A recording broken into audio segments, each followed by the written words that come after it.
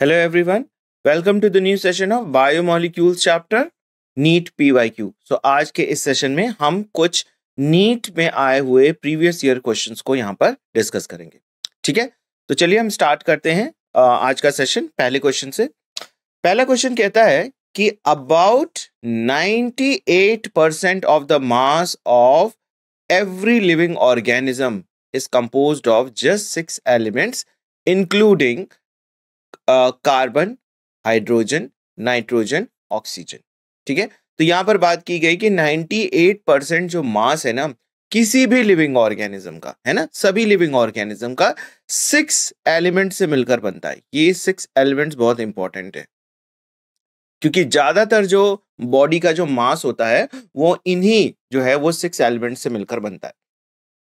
तो अब ये 6 एलिमेंट्स कौन कौन से हैं? तो कुछ तो यहां पर दिए हुए हैं, जैसे कार्बन, हाइड्रोजन, नाइट्रोजन और ऑक्सीजन। 4 तो यहां पर दिए हुए हैं, आपको 2 और बताने हैं। यहां पर लिखा हुआ है sulphur and magnesium, option A है। बी जो है वो मैग्नीशियम एंड सोडियम है। सी जो है वो कैल्शियम और फॉस्फोरस है। और डी जो है वो फॉस्फोरस एंड सल्फर है। तो अब यह देखिए, यहां पर सल्फर और मैग्नीशियम की बात की गई है। तो सल्फर जो है वो कुछ अमाइनो एसिड्स होते हैं, उनमें सल्फर कंटेनिंग अमाइनो एसिड्स होते हैं, तो कुछ प्रोटीन में इनके पाए जाने के चांसेस होते हैं, है ना, कुछ प्रोटीन्स में। और मैग्नीशियम जो है वो भी कम मात्रा में पाया जाता है, ऐसा कोई बहुत ज्यादा इसका जो अमाउंट होता है वो सेल में नहीं प्रेजेंट होता, तो ये वाला तो ऑप्शन नहीं हो सकता। नेक्स्ट है मैग्नीशियम एंड सोडियम। सोडियम जरूर ज्यादा मात्रा में पाया जाता है, थोड़ा, है ना, इसकी मात्रा थोड़ी ज्यादा होती है, लेकिन जो है ये हमारे मास जो है ना, बॉडी का जो मास है उसका कंपोनेंट नहीं होता है। तो मैग्नीशियम एक तो लो है, कम मात्रा में पाया जाता है, तो ये भी नहीं हो सकता। अब आते हैं कैल्शियम और फॉस्फोरस। देखिए कैल्शियम जो है बहुत ही इंपॉर्टेंट जो है वो जो है वो एलिमेंट है, क्योंकि ये जो है आपके कैल्शियम पैक्टेट यानी कि सेल वॉल में पाया जाता है ना।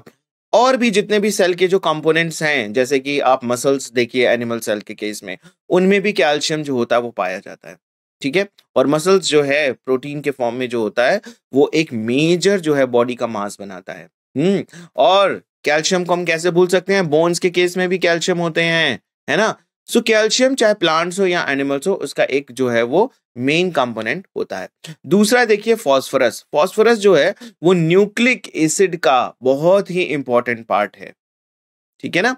सो फॉस्फोरस जो भी है वो भी जो है वो एक इंपॉर्टेंट जो है वो मास जो है वो ऐसा एलिमेंट है जो कि मास कंपोनेंट में प्रेजेंट होता है। तो मेरे हिसाब से तो ये ऑप्शन मुझे सही लग रहा है। अभी हमारे पास एक ऑप्शन है, इसको भी देख सकते हैं, फॉस्फोरस एंड सल्फर। तो फॉस्फोरस तो हमने डिस्कस किया कि यस, फॉस्फोरस जो है वो मास ऑफ सब्सटेंस में प्रेजेंट होता है ना, लिविंग बॉडी के मास में प्रेजेंट होता है, लेकिन सल्फर बहुत ही कम मात्रा में पाया जाता है। सो ये वाला ऑप्शन यहां पर ये गलत हो जाएगा।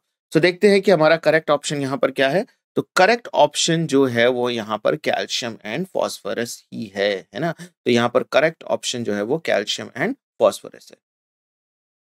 और इसका एक्सप्लेनेशन देखिए, calcium and phosphorus are the remaining element. तो ये दो जो रिमेनिंग एलिमेंट है ना, उसके जो कार्बन, हाइड्रोजन, नाइट्रोजन और ऑक्सीजन के अलावा जो है वो कैल्शियम और फॉस्फोरस हैं, जो कि mass of the living component बनाते हैं।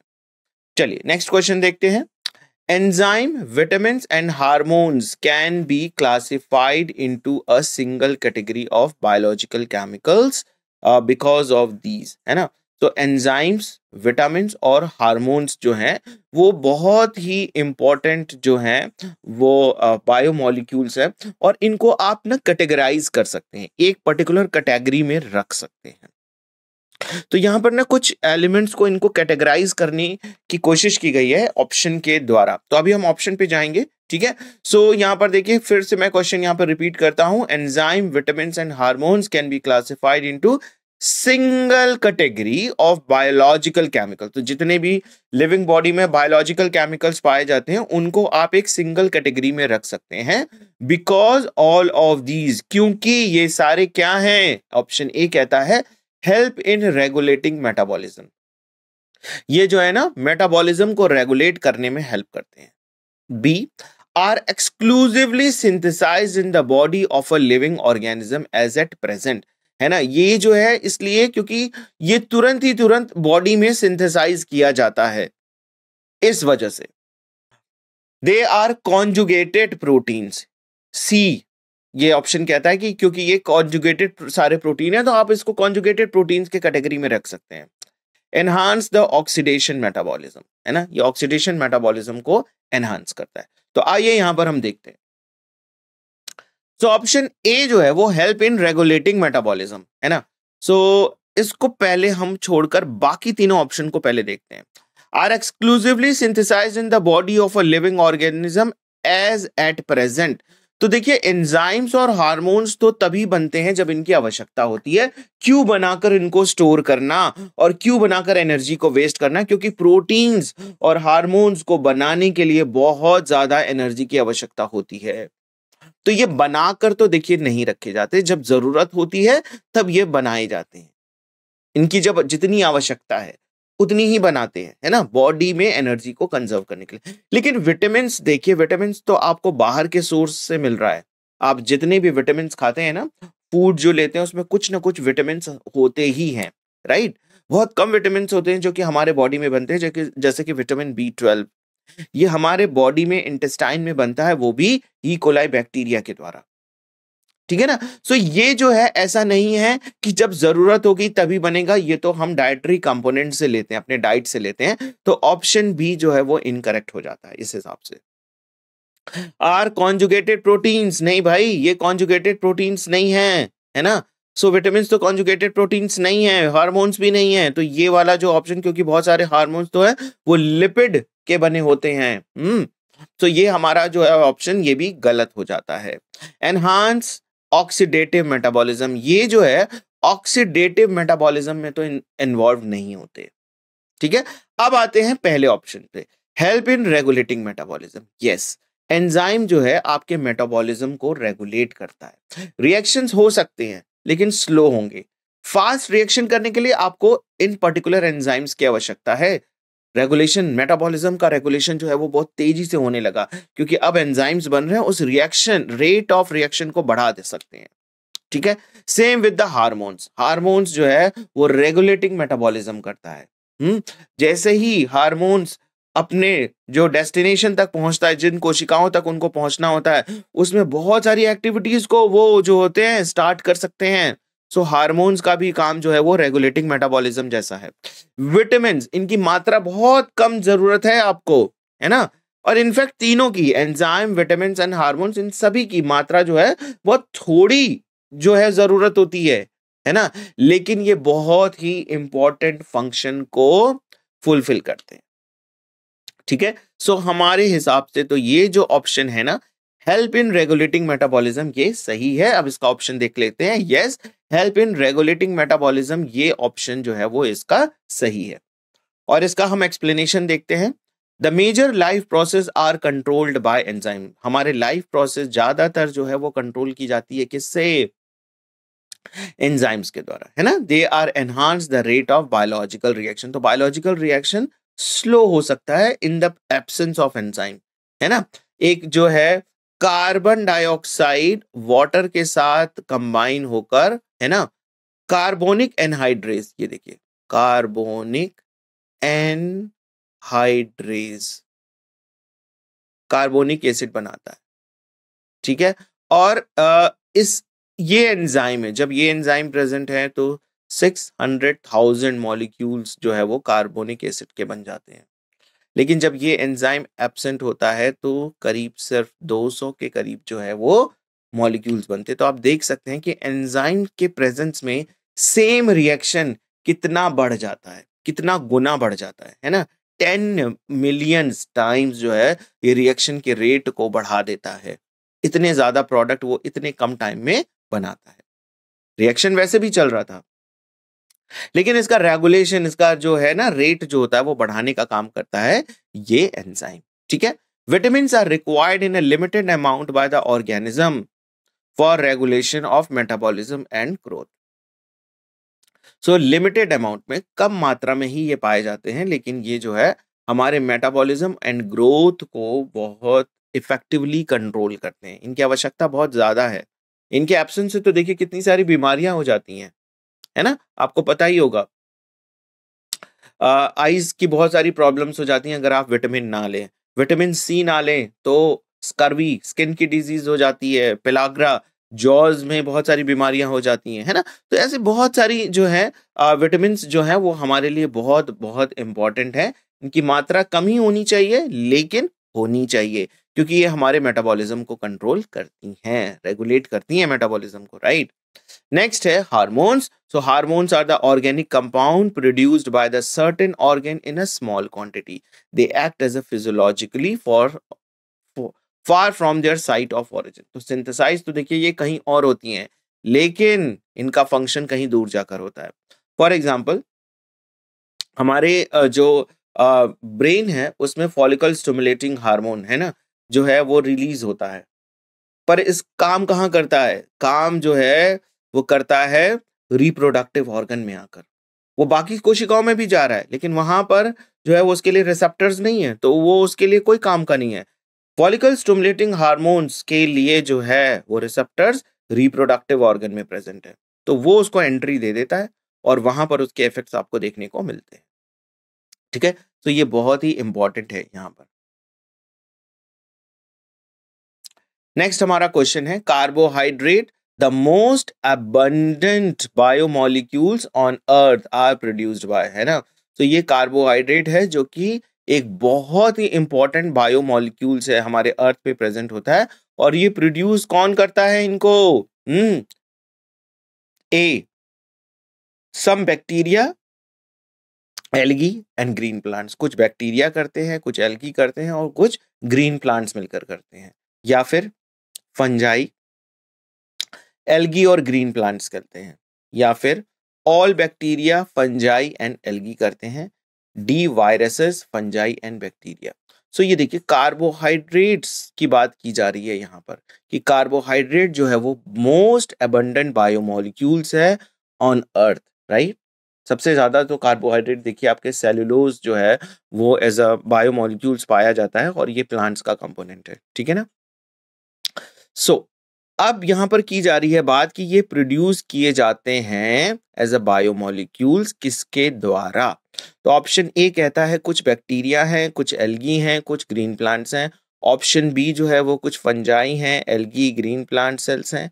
ऑप्शन सी कहता है ऑल बैक्टीरिया, सारे तरह के बैक्टीरिया, फंजाई एंड एल्गी। और ऑप्शन डी कहता है वायरसेस, फंजाई एंड बैक्टीरिया। तो मैं ऑप्शन ए को पहले अभी छोड़ देता हूं, ऑप्शन बी पर आता हूं। ऑप्शन बी में जो हमारा कंपोनेंट है फंजाई, देखिए फंजाई जो है वो ग्रीन कलर का नहीं होता क्योंकि उसके पास क्लोरोप्लास्ट नहीं है। भाई जब क्लोरोप्लास्ट नहीं है तो वो तो अपना फूड बना ही नहीं सकता, वो प्रोड्यूसर नहीं है ना। Fungi can not produce their own food, so they can not be considered as a producer, they can not make their carbohydrates as a food. So algae और ग्रीन प्लांट्स तो कर सकते हैं, लेकिन हमें तीनों ऑप्शंस को तीनों जो है वो कंपोनेंट्स को देखना है, तो ये वाला ऑप्शन तो नहीं हो सकता। अब आते हैं all bacteria, fungi and algae. All bacteria में हमारे दो तरह के बैक्टीरिया होते हैं, साइनोबैक्टीरिया एंड यू बैक्टीरिया, वैसे आर्की बैक्टीरिया भी है, ठीक है। तो जो साइनोबैक्टीरिया होता है उसके पास तो क्लोरोफिल है, क्लोरोप्लास्ट है, मतलब क्लोरोप्लास्ट नहीं होता बट यस क्लोरोफिल होता है। कुछ लैमेलीज होते हैं जो कि यूनिट मेम्ब्रेन नहीं होते और उस पे क्लोरोप्लास्ट अटैच्ड होते हैं, ठीक है। और ये जो है बैक्टीरिया जो है वो सिर्फ साइनोबैक्टीरिया ऐसे होते हैं जो कि ये फोटोसिंथेसिस करते हैं, लेकिन कुछ यू बैक्टीरिया यानी कि हेट्रोबैक्टीरिया है ना, उसकी के क्लास में आता है ये हेट्रोबैक्टीरिया। तो ये हेट्रोबैक्टीरिया तो फूड नहीं बना पाते, है ना, तो ये जो है वो फूड नहीं बनाएंगे। फंजाई ये भी फूड नहीं बनाते, लेकिन एल्गी जो है वो फूड बना देता है। तो अगर हम तीनों कंपोनेंट की बात करें देखें तो यहां पर भी जो है ये वाला ऑप्शन जो है वो गलत हो जाता है। नेक्स्ट हमारा ऑप्शन जो है वो ये देखिए क्या है, वायरसेस, फंजाई एंड बैक्टीरिया। सो अगर आप वायरसेस की बात करें तो वायरस तो देखिए फूड नहीं बना पाते, लिविंग ही नहीं है, वो लिविंग और नॉन लिविंग के बीच का एक एक कड़ी है ना, कम जो ऐसा है जिसमें कुछ कैरेक्टरिस्टिक्स हैं, जैसे कि वो लिविंग की तरह तभी बिहेव करते हैं जब वो लिविंग के बॉडी में आते हैं, तो फूड बनाने की जो है वो तो बात ही नहीं कर सकते हम यहाँ पर, ठीक है। फंजाई जो है वो अपना फूड नहीं बना पाते, हमने पहले भी डिस्कस किया है, और कुछ ही बैक्टीरिया जो है वो अपना फूड बना पाते हैं। तो देखा जाए तो ये ऑप्शंस भी गलत है।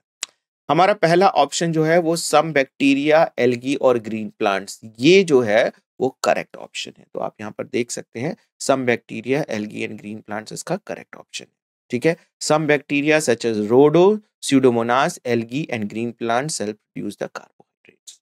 This is the correct option. चलिए अब नेक्स्ट क्वेश्चन देखते हैं यहाँ पे। Most abundant organic compound on earth is, earth पर जो है वो सबसे ज्यादा जो है वो मोस्ट एबंडेंट ऑर्गेनिक कंपाउंड हमारा क्या है। तो हम अपने पहले ऑप्शंस को देख लेते हैं। हमारा सबसे पहला ऑप्शन है यहाँ पर ए प्रोटीन, है ना। तो यहाँ पर जो है हमारा सबसे फर्स्ट ऑप्शन जो है A protein, B cellulose, C lipid and D steroids, है ना। So most abundant organic compound जो है वो है या तो protein, B cellulose, C lipids और डी स्टेरॉइड्स, ठीक है। सो आप देखिए सबसे ज्यादा जो है अर्थ पे पाया जाने वाला जो कंपोनेंट है वो है सेल्यूलोज, ठीक है। प्रोटीन जो है वो सबसे ज्यादा एबंडेंट नहीं है बायोमोलिक्यूल्स, लिपिड भी नहीं है, स्टेरॉइड्स भी नहीं है, लेकिन सेल्यूलोज जो है वो एक ऐसा बायोमोलिक्यूल्स है, it a type of carbohydrate है और जो सबसे ज्यादा पाया जाता है। तो बी ऑप्शन हमारा यहाँ पर सही है, ठीक है। चलिए इसका एक्सप्लेनेशन देख लेते हैं। Cellulose is the most abundant organic compound, ये जो ऑर्गेनिक कंपाउंड है ये सबसे ज्यादा पाया जाता है और ये एक तरह का ना पॉलीसेकेराइड है, एक तरह का कार्बोहाइड्रेट है जो कि पॉलीसेकेराइड के फॉर्म में है और biopolymer that is found on the earth, ये एक बायोपॉलीमर है जो कि अर्थ पे पाया जाता है, ठीक है। चलिए मूव करते हैं नेक्स्ट क्वेश्चन की तरफ। Most diverse macromolecules found in the cell both physically and chemically, है ना। सबसे ज्यादा डाइवर्स फॉर्म में जो मैक्रोमोलिक्यूल्स हैं वो कौन से हैं जो कि हमें फिजिकली एंड केमिकली, है ना, दोनों तरीके से हमें यहाँ पे देखने को मिलते हैं। मतलब फिजिकली भी है प्रेजेंट और केमिकली भी है। तो कौन कौन से हैं यहाँ पर, हमारे ऑप्शंस देख लेते हैं। A proteins, B carbohydrates, C nucleic acid and D lipids, है ना। मोस्ट डाइवर्स मैक्रोमोलिक्यूल, डाइवर्स मतलब कई तरीके के मिलते हैं। तो लिपिड्स हम देख लेते हैं। लिपिड्स जो है वो सैचुरेटेड, अनसैचुरेटेड, है ना, इसके भी कई डेरिवेटिव्स होते हैं, तो ये भी हमें कई फॉर्म में मिलते हैं। न्यूक्लिक एसिड की बात करें तो हमें दो ही मिलते हैं, आरएनए एंड डीएनए, ठीक है। कार्बोहाइड्रेट्स भी हमें जो है वो 3 डिफरेंट टाइप्स के मिलते हैं, ठीक है। और प्रोटीन्स की अगर हम बात करें तो आप देखेंगे कि प्रोटीन्स में तो बहुत तरीके के प्रोटीन्स हमें मिलते हैं ना। तो सबसे डाइवर्स जो है ग्रुप है वो माइक्रोमोलिक्यूल्स का है। तो हमारा ऑप्शन ए जो है वो करेक्ट है ना। Most diverse group of macromolecule is the protein. इसका एक्सप्लेनेशन देखते हैं। Proteins are the polymers of amino acid, है ना, and there are only 20 amino acid, सिर्फ 20 तरह के अमीनो एसिड हैं। आप उनको क्लासिफाई कर सकते हैं अमीनो एसिड को एसेंशियल और नॉन एसेंशियल अमीनो एसिड्स के कैटेगरी में। एसेंशियल वो अमीनो एसिड्स होते हैं जो कि आपको जरूरी हैं, आपको डाइटरी कंपोनेंट से लेने हैं, और नॉन एसेंशियल वो हैं जिनको आपको लेने की जरूरत नहीं है, आपके बॉडी में वो स्वतः ही बन जाते हैं, इसलिए वो नॉन एसेंशियल है। So there are only 20 amino acid which can be arranged in the different order in a polypeptide chain to form a wide array of proteins, है ना। तो ये 20 जो है अमीनो एसिड अलग अलग तरीके से अरेंज हो जाते हैं और हमारे बॉडी में जितने भी प्रोटीन्स हैं सब अलग तरह के प्रोटीन्स हैं। चाहे वो देखिए मसल्स हमारी जो होती है वो भी एक तरह की प्रोटीन है, कितने तरह के मसल्स हैं, है ना, सबके अलग अलग फंक्शंस हैं, कितने तरह के एंजाइम्स हैं, है ना, कितने तरह के स्ट्रक्चरल जो प्रोटीन्स हैं वो हैं। मेम्ब्रेन्स में देखिए कितनी तरह की प्रोटीन्स हैं और हर ऑर्गेनल्स में अलग अलग स्ट्रक्चरल प्रोटीन्स हैं। तो ये जो है वो एक ऐसा मैक्रोमोलिक्यूल है जो सबसे ज्यादा डाइवर्स फॉर्म में पाया जाता है, ठीक है। सो प्रोटीन जो है वो इसका करेक्ट आंसर है। मूव करते हैं नेक्स्ट क्वेश्चन की तरफ। The 4 elements making 99% of the living system are. ऐसे 4 एलिमेंट्स आपको यहां पर ऑप्ट करने हैं जो कि 99% लिविंग सिस्टम का पार्ट होते हैं। 1% में कुछ और जो डिफरेंट जो है वो एलिमेंट्स आ जाते हैं, लेकिन जो 99% हमारा जो लिविंग सिस्टम होता है ना, वो इन्हीं 4 एलिमेंट्स की मदद से बनता है। तो चलिए ऑप्शंस देख लेते हैं। Carbon, hydrogen and sulphur. B carbon, hydrogen, oxygen and phosphorus. ठीक है। C carbon, hydrogen, oxygen and nitrogen. और D carbon, nitrogen, oxygen and phosphorus.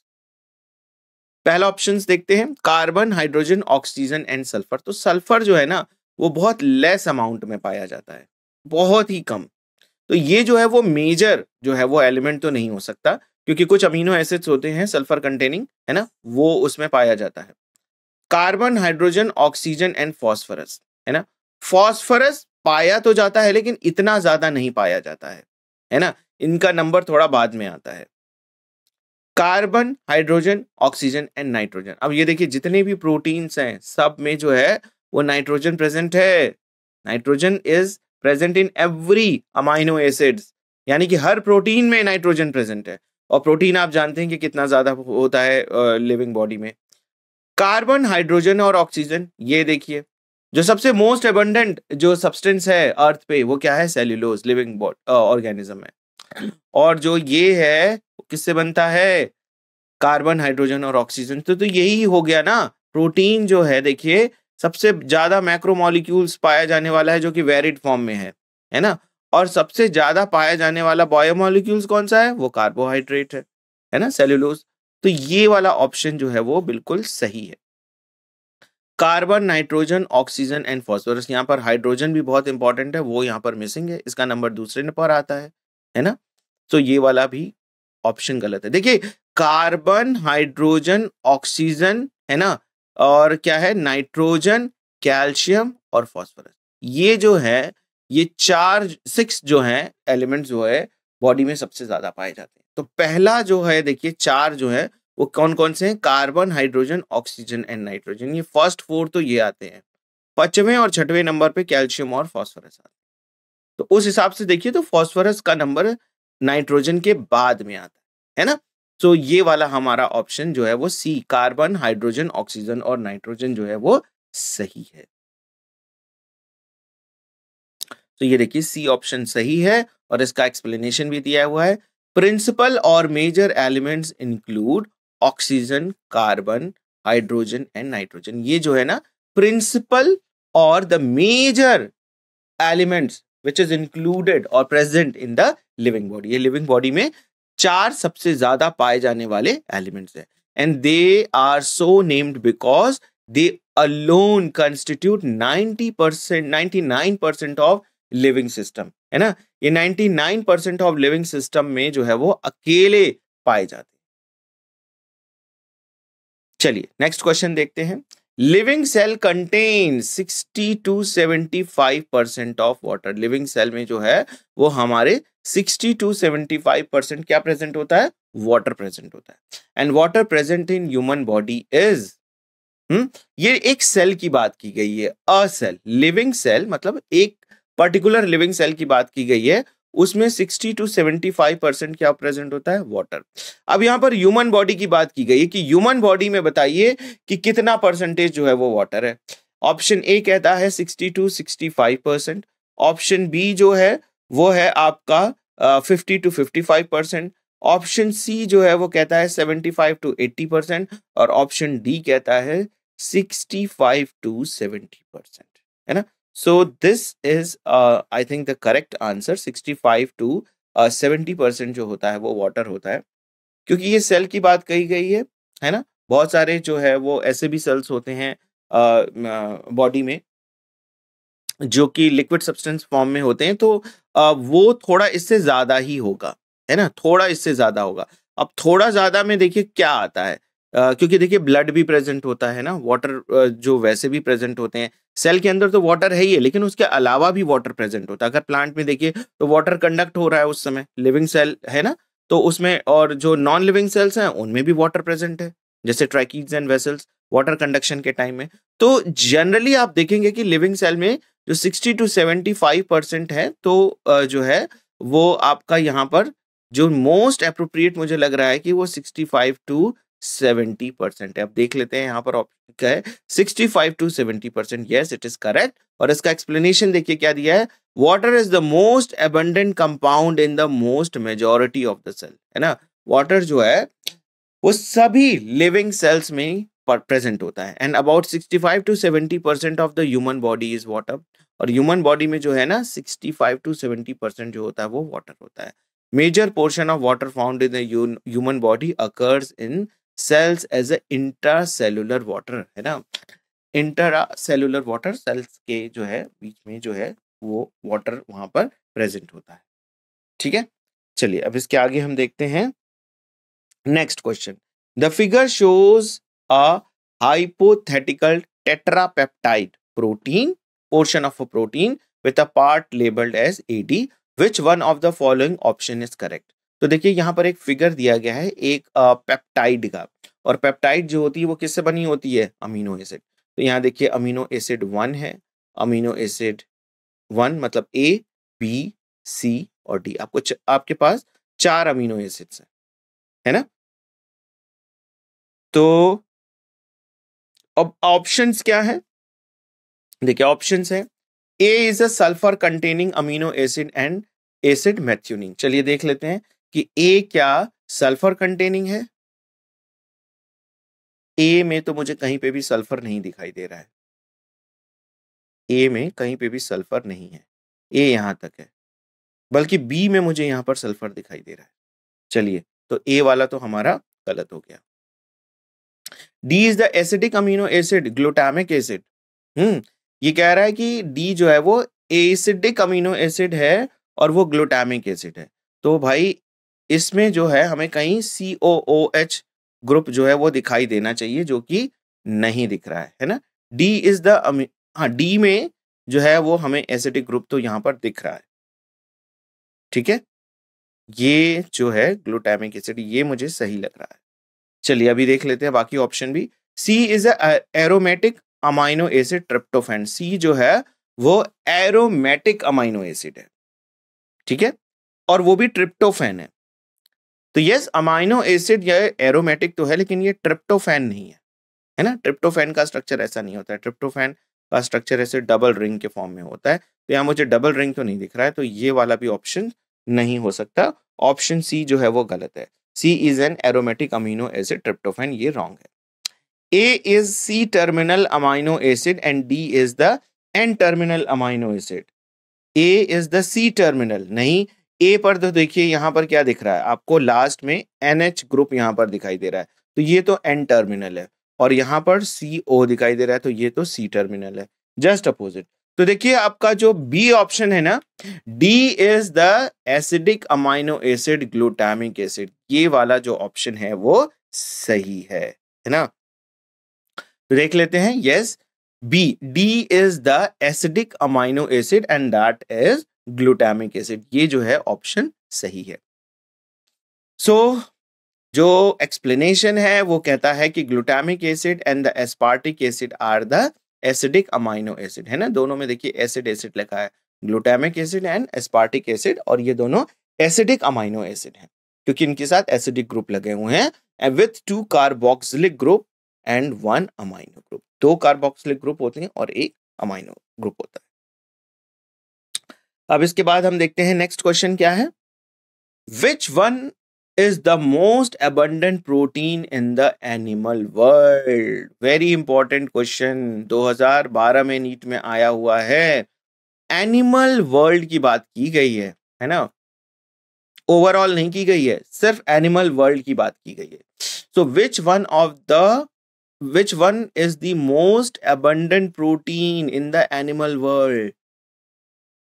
A trypsin, B hemoglobin, C collagen, D insulin. तो ये hormone के form में है, देखिए insulin है ना, ए ट्रिप्सिन, ये दोनों जो है, इंसुलिन हार्मोन है और ये एंजाइम है। और आपको पता है कि इनकी मात्रा जो होती है बड़ी कम होती है हार्मोन्स की। तो और एंजाइम भी कितना, ट्रिप्सिन तभी निकलेगा ना जब जो है प्रोटीन का डाइजेशन करना होगा, है ना। सो ये भी उतनी मात्रा में नहीं निकलती है कि सबसे ज्यादा जो है वो एनिमल वर्ल्ड की प्रोटीन बने। अब हमारे पास दो ऑप्शन है, ये दोनों तो हमने डिस्कार्ड कर दिया, हीमोग्लोबिन एंड कोलेजन। हीमोग्लोबिन देखिए कहाँ प्रेजेंट होता है, आरबीसी में। आरबीसी में हीमोग्लोबिन पाया जाता है और कहीं नहीं पाया जाता। थोड़ा बहुत मात्रा जो है प्लाज्मा में पाई जाए तो पाई जाए, लेकिन ज्यादातर जो है वो आरबीसी में ही प्रेजेंट होता है। और आरबीसी जो है वो ब्लड के कुछ हिस्सों में होता है, कुछ परसेंटेज फॉर्म में होता है, और उसमें भी हीमोग्लोबिन कुछ परसेंटेज फॉर्म में होता है। तो हीमोग्लोबिन पाया तो बहुत ज्यादा है, लेकिन अब बात कर लेते हैं कोलेजन की। जो मसल्स हैं, है ना, muscles of animal world, animals में जो भी मसल्स पाए जाते हैं, अब देखिए बॉडी का जो मेजर पार्ट है वो क्या है, मसल्स ही तो है अगर वेट की बात करें। और ये जो मसल्स एक प्रोटीन से बनते हैं, वो प्रोटीन कौन सी है, कोलेजन प्रोटीन। उसमें आपको कोलेजन प्रोटीन पाया जाता है।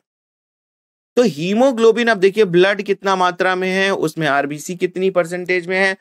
आरबीसी का भी जो सेल का जो कुछ परसेंटेज जो होता है वो हीमोग्लोबिन होता है, पूरा का पूरा नहीं होता, है ना। तो ये कंपैरेटिवली कम मात्रा में है अगर आप कोलेजन प्रोटीन की तुलना करें, क्योंकि वो मसल्स है, मसल्स का मास भी ज्यादा होता है ना। तो इसलिए most abundant protein animal world की कौन सी होगी, कोलेजन। चलिए आंसर देख लेते हैं।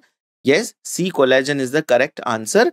एंड इसका एक्सप्लेनेशन क्या कहता है, collagen is the most abundant protein in the animal world, है ना। एनिमल वर्ल्ड में सबसे ज्यादा पाया जाने वाला जो है वो एनिमल जो प्रोटीन है। रुबिस्को, रुबिस्को एक एंजाइम है, प्लांट्स में पाया जाता है। RuBisCO, ribulose bisphosphate carboxylase oxygenase is only, not only the most abundant protein in plants but also in the whole biosphere, है ना।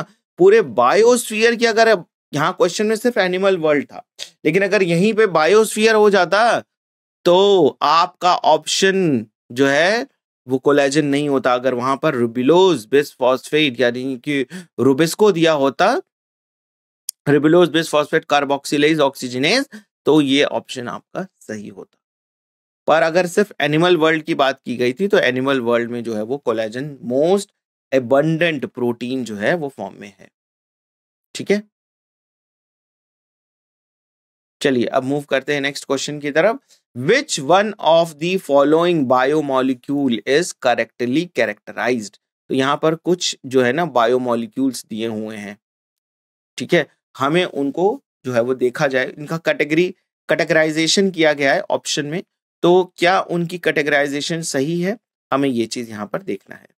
तो सबसे पहला देखिए आपका है लेसिथीन।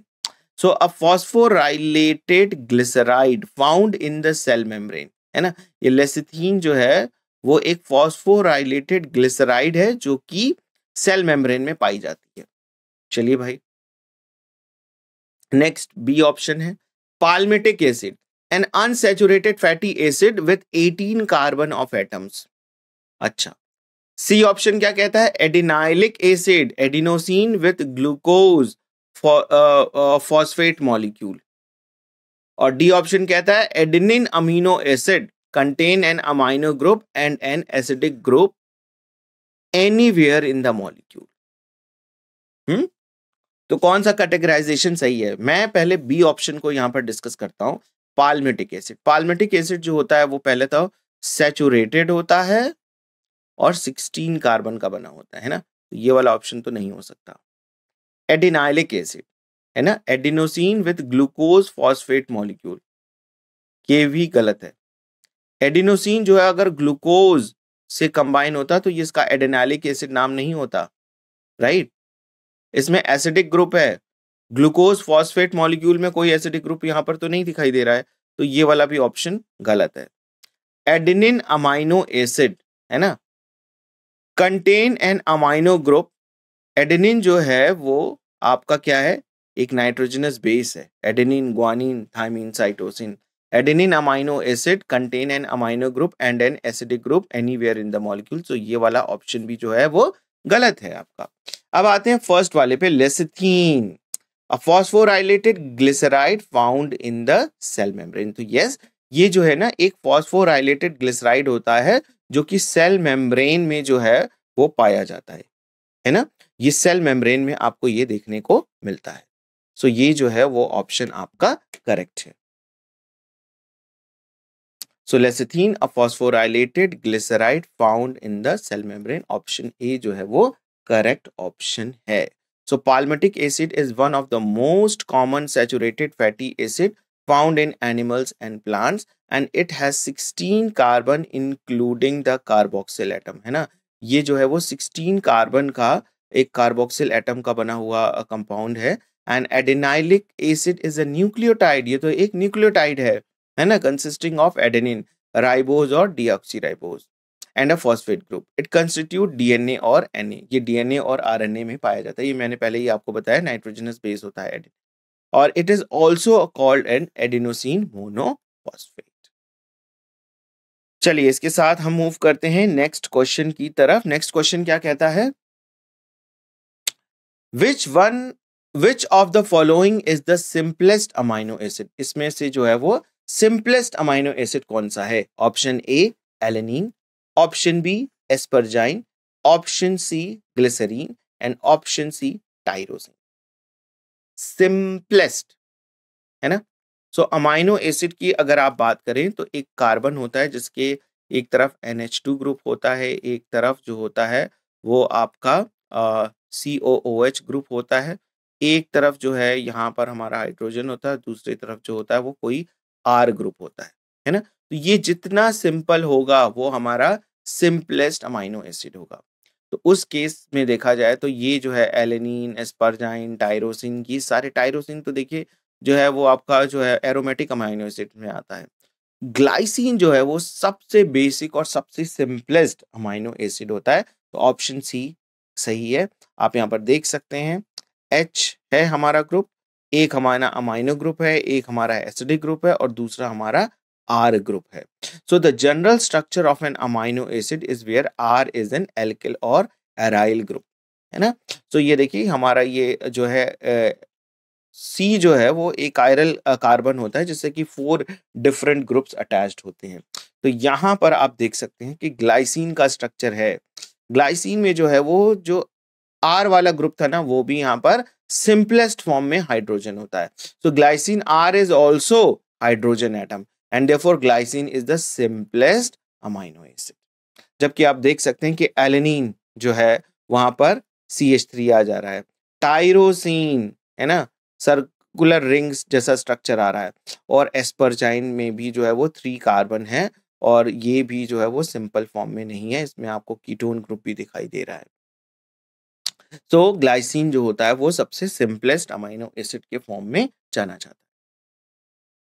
Next question is collagen is, collagen क्या है ना। Collagen is a, option A कहता है कि एक फाइब्रस प्रोटीन है ना। Collagen is a fibrous protein. Option B कहता है ये जो है वो एक ग्लोब्यूलर प्रोटीन है, ग्लोब्यूल्स के फॉर्म में पाए जाते हैं। सी जो है वो लिपिड है, कोलेजन जो एक लिपिड है, और डी जो है कोलेजन एक तरह का कार्बोहाइड्रेट है। तो पहले तो मैं ये इन दोनों ऑप्शन को यहां पर डिस्कस करता हूं। अगर आपको कार्बोहाइड्रेट आपने पढ़ा होगा तो कोलेजन वहां पर कभी नहीं आऊंगा। कोलेजन जो होता है आपका जो है ये आपका आता है प्राइमरी, सेकेंडरी, टर्शियरी, क्वाटरनरी, ये स्ट्रक्चर ऑफ प्रोटीन पढ़ा था आपने, है ना। सो पहले सबसे पहले क्या बन जाती है, पॉलीपेप्टाइड चेन बनती है अमाइनो एसिड्स की, और उसमें आप देख सकते हैं कि जो है वो अमाइनो ग्रुप जो इस तरीके से पेप्टाइड बॉन्ड लगे होते हैं और ये एक स्ट्रेट चेन इस तरीके से बनाती है ना। तो ये जो स्ट्रेट चेन होती है ये जो है वो आपकी क्या है, ये है आपकी एक polypeptide simple structure of protein, है ना, प्राइमरी स्ट्रक्चर। अब यही जो है वो अल्फा हेलिक्स स्ट्रक्चर फॉर्म में बन जाती है या फिर बीटा प्लीटेड शीट फॉर्म में भी आपको ऐसे देखने को मिलती है ना। ऐसे बीटा प्लीटेड शीट में भी ऐसे आपको देखने को मिलती है, 2 फॉर्म में होता है, alpha helix and beta pleated sheet. या फिर इसके बाद जो है वो ट्रिपल हेलिक्स, कोलेजन हेलिक्स हमें ऐसे देखने को मिलते हैं, 3 हेलिक्स स्ट्रक्चर मिलते हैं जो कि कोलेजन का बनते हैं। सो कोलेजन जो है वो हम किस में पढ़ रहे हैं? प्रोटीन के केस में पढ़ रहे हैं। सो देखिए वो ना तो कार्बोहाइड्रेट हो सकता है, ना ही वो लिपिड हो सकता है उस हिसाब से। तो हमारे पास 2 तरीके के प्रोटीन हैं, globular protein and fibrous protein. अब कोलेजन या तो फाइब्रस प्रोटीन है या तो ग्लोबुलर प्रोटीन है। ग्लोबुलर प्रोटीन जो होते हैं वो ग्लोब्यूल्स के फॉर्म में होते हैं, कोलाइडल सब्सटेंस के फॉर्म में आपको देखने को मिलेगा सेल के अंदर। और जबकि जो है ये हमारे मसल्स में प्रेजेंट होते हैं कोलेजन, जो कि एक फाइब्रस फॉर्म में प्रेजेंट होता है। तो कोलेजन जो होता है वो हमारा एक क्या है? फाइब्रस प्रोटीन के फॉर्म में पाया जाता है। तो ये देखिए collagen is a fibrous protein, correct इसका आंसर है। इसका एक्सप्लेनेशन क्या कहता है? Collagen is a major fibrous protein of connective tissue. हमारे जितने भी कनेक्टिव टिश्यू हैं, मसल्स एक तरह का क्या है? कनेक्टिव टिश्यू, ठीक है ना? So collagen is a major fibrous protein of a connective tissue occurring as a white fibrous produced by the fibroblast cells. एक व्हाइट फाइब्रस के फॉर्म में होता है जो कि एक फाइब्रोब्लास्ट सेल्स के हमें फॉर्म में देखने को मिलता है। चलिए नेक्स्ट क्वेश्चन हमें यहाँ पर देखते हैं कि क्या है। Conjugated proteins containing carbohydrates as a prosthetic group are known as. Conjugated protein जो होती है ना वो carbohydrate as a prosthetic group जो है वो कैरी करती है। वो प्रोस्थेटिक ग्रुप क्या है?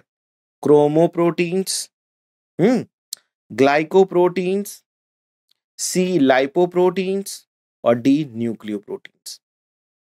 कॉन्जुगेटेड प्रोटीन यानी कि एक प्रोटीन है ना वो अपने से ना एक कार्बोहाइड्रेट को अटैच करके रखती है, कार्बोहाइड्रेट को यहाँ पर अटैच करके रखती है।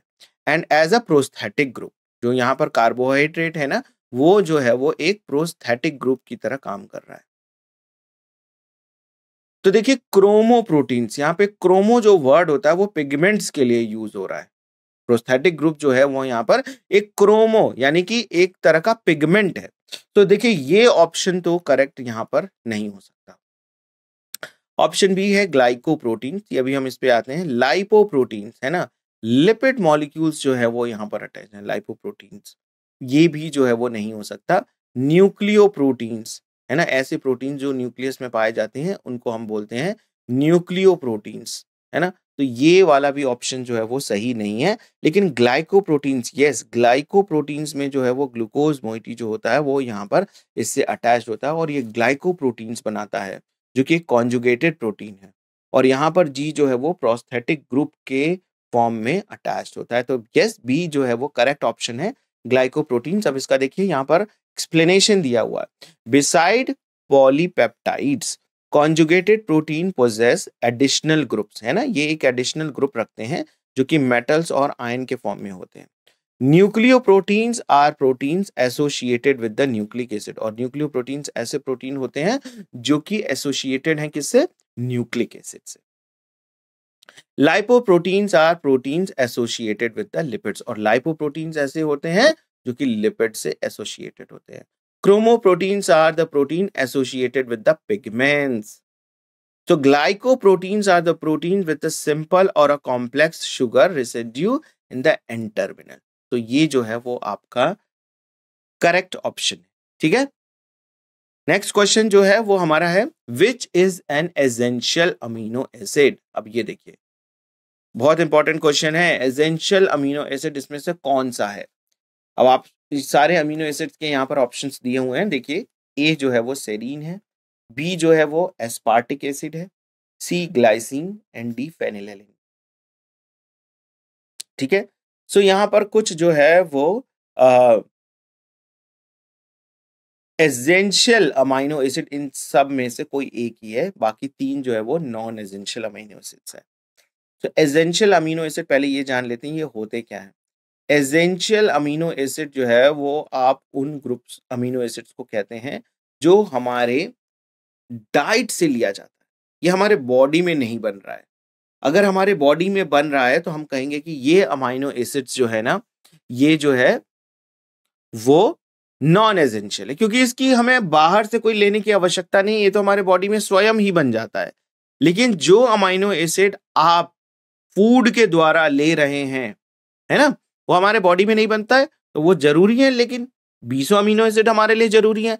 तो जो तो बन जाते हैं उनको तो बाहर से लेने की आवश्यकता नहीं है, लेकिन जो नहीं बन रहे हैं हमारे बॉडी में उनको लेने की आवश्यकता है, वो जरूरी है, इसीलिए एसेंशियल कहा जाता है। सो अब ये देखिए हमारे जो कुछ एसेंशियल अमाइनो एसिड वो कौन कौन से हैं। वैलीन है, ल्यूसीन है, आइसोल्यूसिन भी होता है, ठीक है, लाइसीन होता है, मेथियोनिन होता है, ठीक है, फेनिल एलेनिन होता है,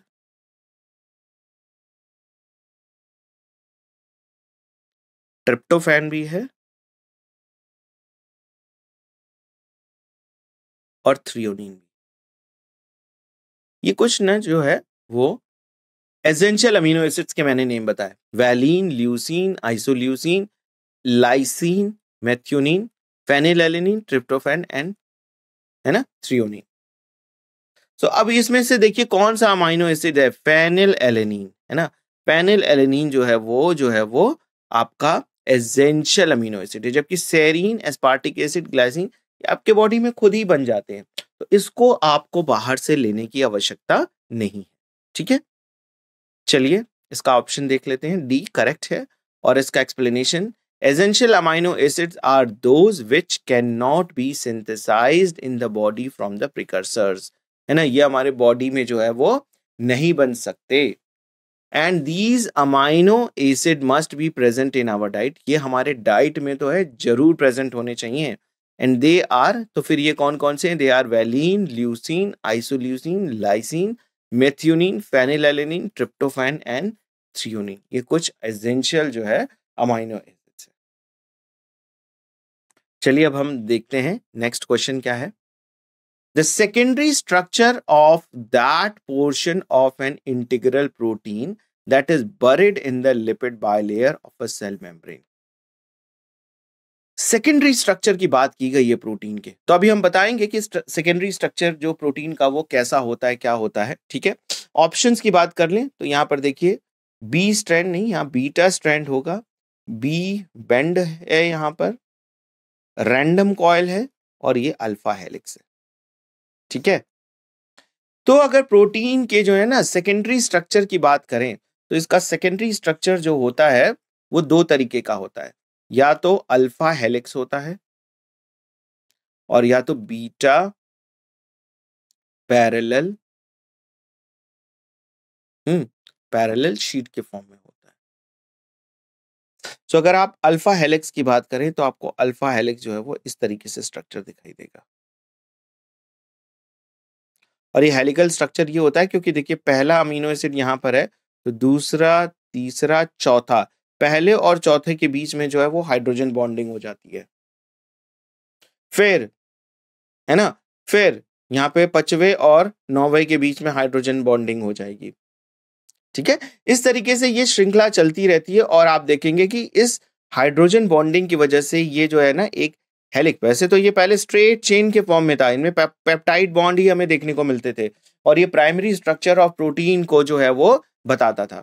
लेकिन अभी इसी के साथ देखिए यहाँ पे अल्फा हेलिक्स में फर्स्ट कार्बन जो अमीनो एसिड होगी उसका कार्बन से जो है वो यहाँ पर जो फोर्थ कार्बन होगा, फोर्थ अमीनो एसिड होगा, उसके बीच में हाइड्रोजन बॉन्ड बन जाते हैं, और इस तरीके से आपको अल्फा हेलिक्स स्ट्रक्चर देखने को मिलता है। ये एक तरह का सेकेंडरी स्ट्रक्चर है।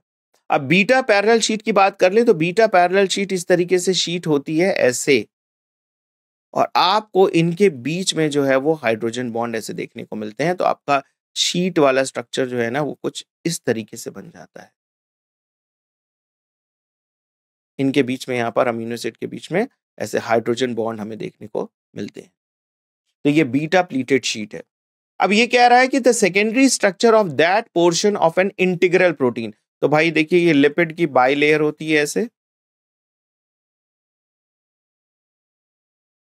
ठीक है, और यहां पर जो है वो इस तरीके से प्रोटीन प्रेजेंट होते हैं, एक्सट्रिंसिक एंड इंट्रिंसिक प्रोटीन, ये इंट्रिंसिक है तो इसमें जो है ना आपको क्या स्ट्रक्चर दिखाई देगा, इसमें आपको अल्फा हेलिक्स वाला स्ट्रक्चर ऐसे दिखाई देगा और इसके बीच में जो है ना एक एक चैनल का फॉर्म दिखाई देता है और चैनल के थ्रू कोई भी मॉलिक्यूल्स जो है वो अंदर आ सकते हैं, कोई भी नहीं, एक पर्टिकुलर मॉलिक्यूल्स अंदर आ सकता है। सो ये अल्फा हेलिक्स वाला जो पार्ट है ना, ये जो स्ट्रक्चर है वो इसके सेकेंडरी जो है वो स्ट्रक्चर में हमें देखने को मिलता है।